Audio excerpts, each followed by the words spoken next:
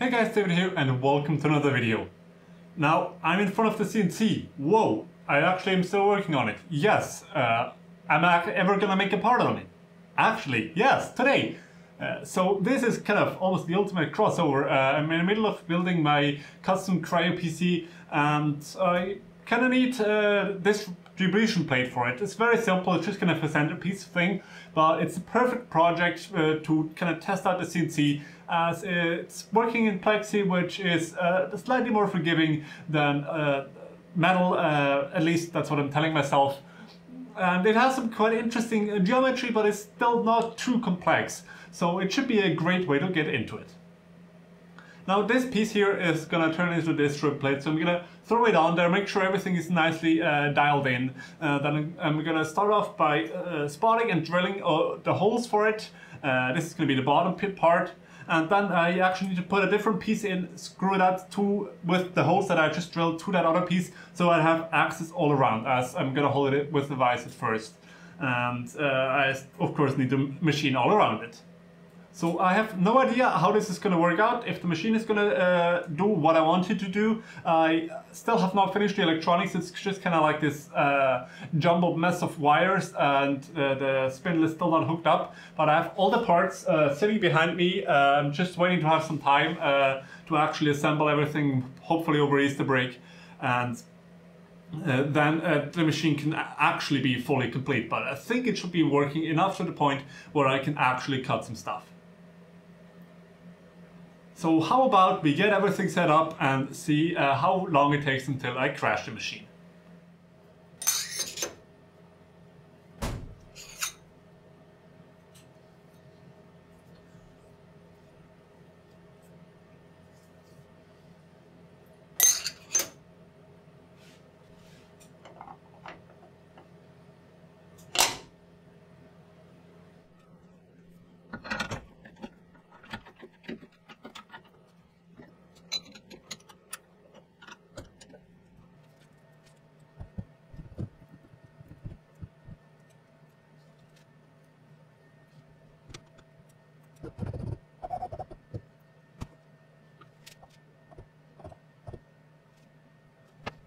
Alright, so before I actually run this program, I'm gonna do a dry run. I've set the Z height 0 to 10 centimeters above the part, so provided that I didn't screw up anything too majorly, it should just do all the moves that it's gonna do later, just above the part in the air. And then if everything looks good, then I'll move the Z height down again to 10 centimeters and actually run the program. So wish me luck.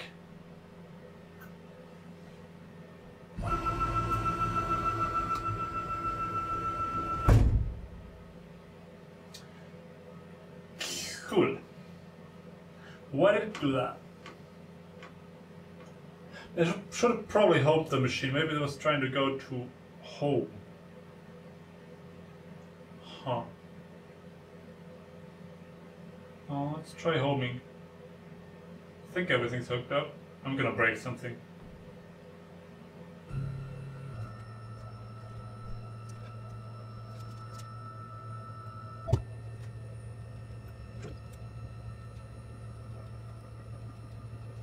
Okay, so the homing cycle was successful.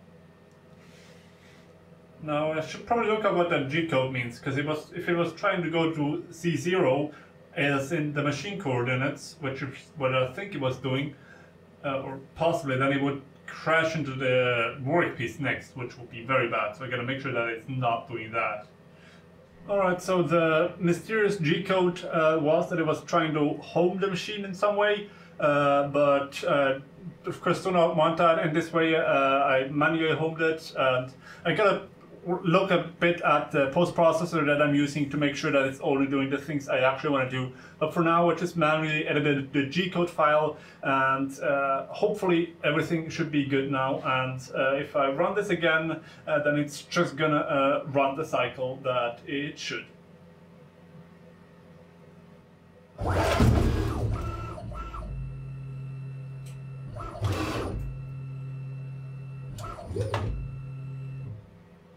That also did not sound good. Alright, so it turns out that the y-axis was actually reversed inside of the software, which I for some reason didn't notice. It's probably because it's like really confusing that going positive is the table going the other way, but you gotta look at it from the direction of the tool, which is why it crashed earlier into the back, because it was trying to move the wrong direction. Also, did not have soft limits enabled since they're off by default. I turned them on now, so that should hopefully... pretty sure it also works during programs, should have stopped the machine before it crashed in itself. But luckily the closed loop stepper drivers that I'm using have really good protection built in, so that like as soon as it starts crashing it draws more current, which then turns off the motors immediately, compared to like open loop steppers, which would have just kind of tried to get going. But now that should hopefully be fixed, and I'm gonna try to load the G code again and run it and hope that third time's the charm.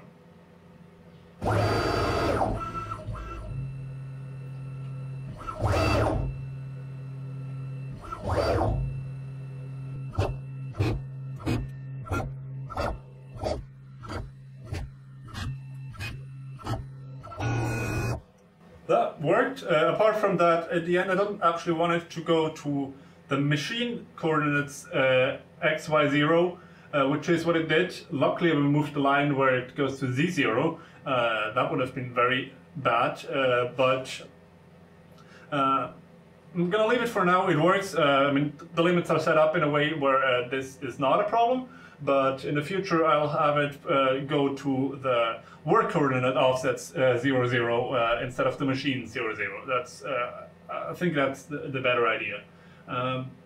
But apart from that, the cycle looked about right, and I think I'm ready to go and actually have a try at this. So I gotta reference the X and Y corner and set the Z head properly, turn on the spindle, and hope I don't mess up too badly.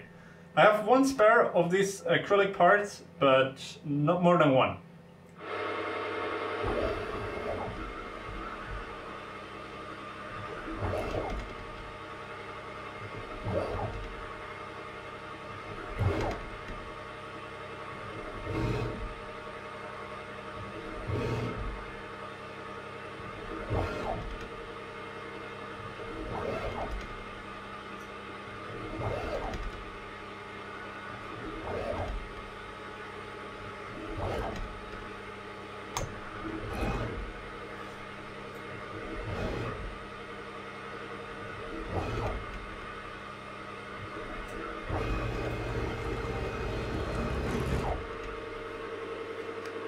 Alright, so that worked. I'm gonna open up and have a closer look at what it turned out to.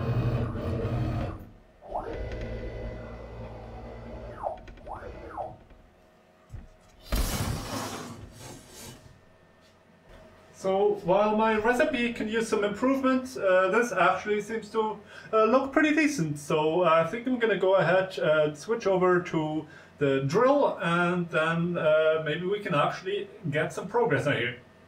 So the drill is set up for the next operation, and I rehomed the Z-axis, or like reset it so that it is correct for the different height. And now I'm a bit nervous about this. For one, this drill is sticking out really far. I just don't have any machining drills yet, really. So that's all I have, and it is also actually kind of dull, which is really not a good idea to use a dull drill bit, but I don't have any other 4mm drill bit on hand currently, so hope that it's not going to create too big of a mess. So now I'm actually also going to use the air blast to just kind of keep everything a bit cool and get the chips out of the way, hopefully, and add some basically oil to it. I haven't hooked up the minimal cooling system yet. It's just air for now, but I'll add some holes to the some oil to the holes, and hope for the best, I guess.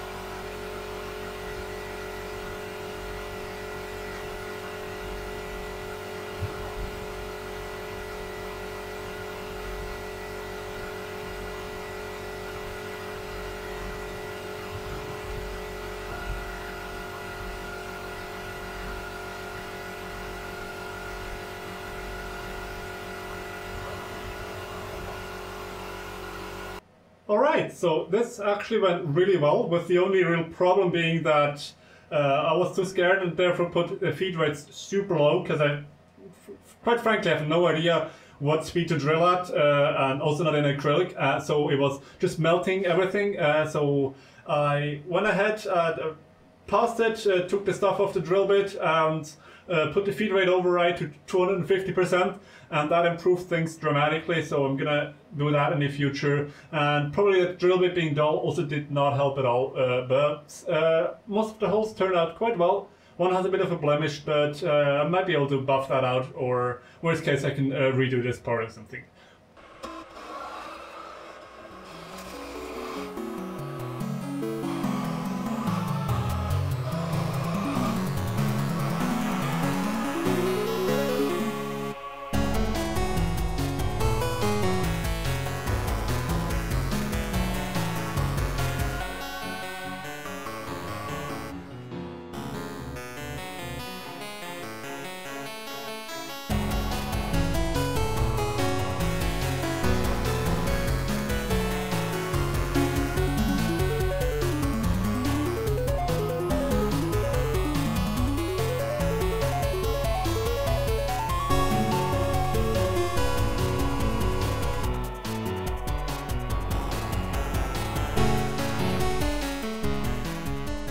Alright, so I'm all loaded up now. Please excuse the fact that this end mill is in a Jacob's chuck. I know it's not ideal, but my ER collet chuck was just so out of true that I could not get it to within an acceptable tolerance for this small of an end mill. Since it is only a 2mm end mill, the radial loads are not that great, so it shouldn't be too bad on this chuck. I really should invest in some proper tool holders that don't have like 0.5 millimeter of runout. You also saw me putting in some screws and then some different screws and take them out again. Well, turns out that if you plan clever fixturing things like using the existing holes, you should also think about how close to these holes you need to cut.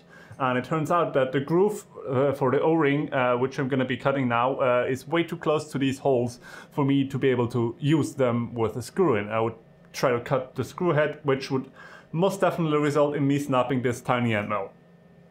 Now there's a good chance I'll still snap it, but with no metal screws in the way, the chance is significantly less. Now we zeroed it out on the top surface using just a feeler gauge again, and that should be fairly accurate. Now I'm only cutting it down 1 millimeter at the beginning. That's a trick that I learned from BitTech. And then I'm gonna measure how much it actually is, so I can then adjust my Z height and dial in the depth of this groove exactly, as it is kind of critical so that the O-ring is compressed the right amount and seals properly, and we don't have any issues later. So let's see how this goes. I'm gonna of course be using the air blast again and hope that the end mill doesn't gunk up too badly and break. I really have no idea how this is gonna go, but well, I'm certainly gonna turn on the camera so you can see it.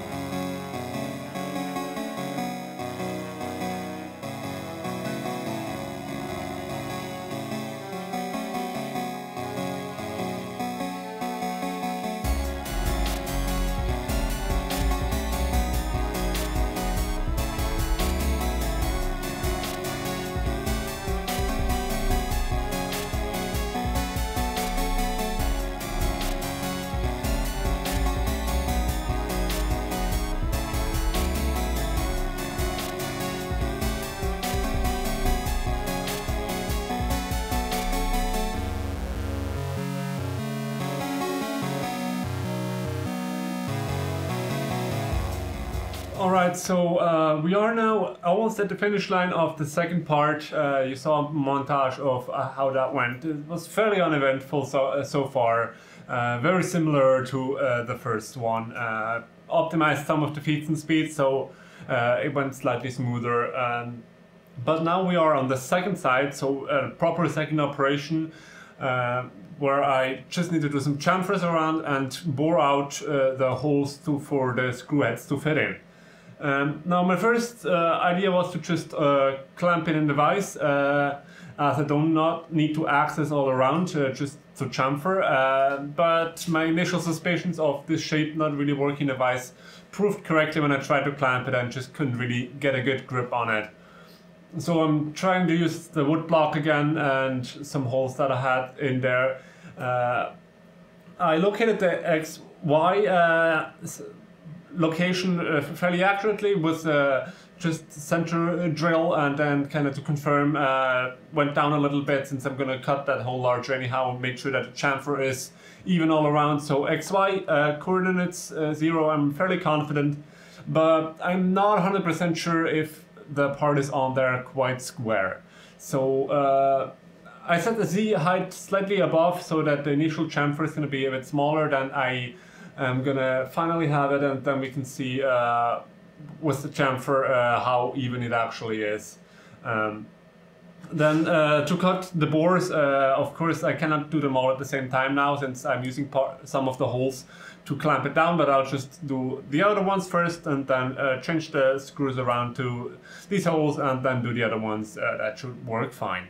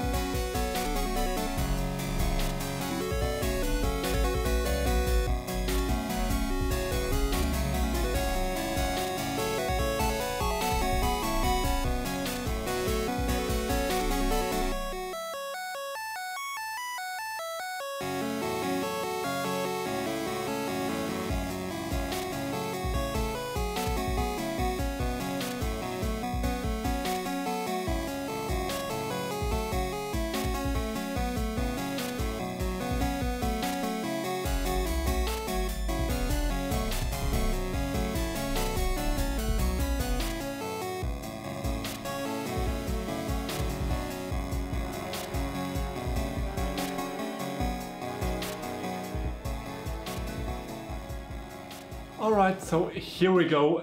It's all done. Now I decided to not redo any of the parts. All the blemishes are really only cosmetic, and well, once it's all built into the centerpiece, you won't even be able to see any of them.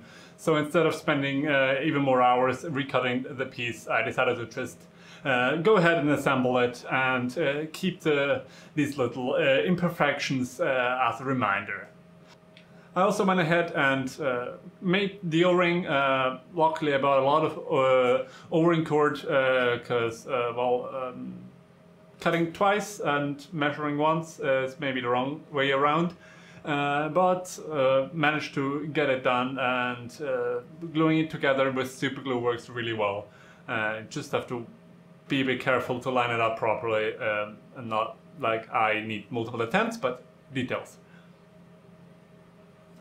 So far it doesn't seem to leak, and I don't really see any reason why it would. The O-ring is compressing very nicely. You can see a good compression line. Now the only thing apart from that I'm not quite happy with is the fit for the fittings is quite loose.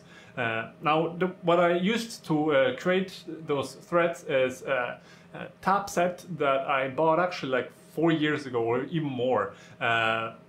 probably later, probably closer to 5 or 6 years. When I built my first CNC router, I thought, yes, I'm gonna create distribution plates, and well, 6 years later, haven't used them once, but it worked really well. They're super sharp and high quality, but the fit is just a bit more loose than I would like, definitely way more loose than any of the factory fits of other components.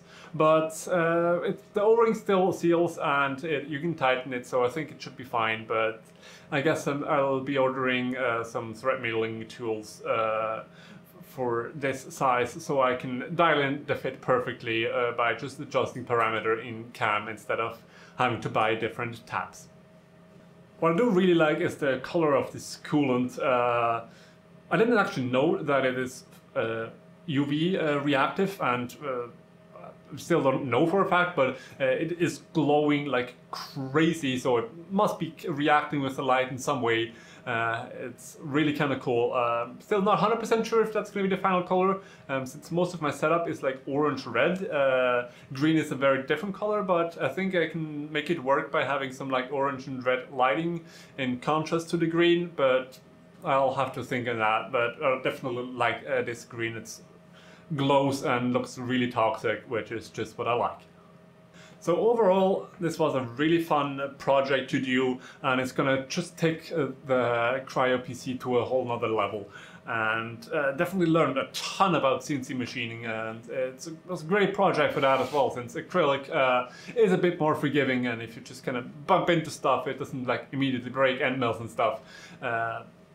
But it still is satisfying to actually do some stuff, not like wood. I also think that'll be the last time that I just use this wood block for locating, because while I did do my best just kind of locating it with some screws in a wood block, it doesn't line up perfectly. Like it looks fine, but if you feel it, you can clearly tell that there are some misalignments, which in this case, as I said, is not critical, since there aren't really any critical alignment parts apart from the screws fitting together, but those are done in the same operation, so that's not really a big deal at all. So I think that's it for this video, and if you want to see more CNC stuff, more CryoPC stuff, make sure to be subscribed. I will be upgrading the electronics of my CNC very soon in the coming weeks, and redoing that whole thing, and then it'll be even better as it is now. And the CryoPC should hopefully also be finished soon. I'm hoping to finish it over Easter, so the next couple of weeks are gonna have some very epic videos. So that's it for this video. Thanks for watching. Make sure to like, comment, subscribe, all that good stuff, and I'll see you next time.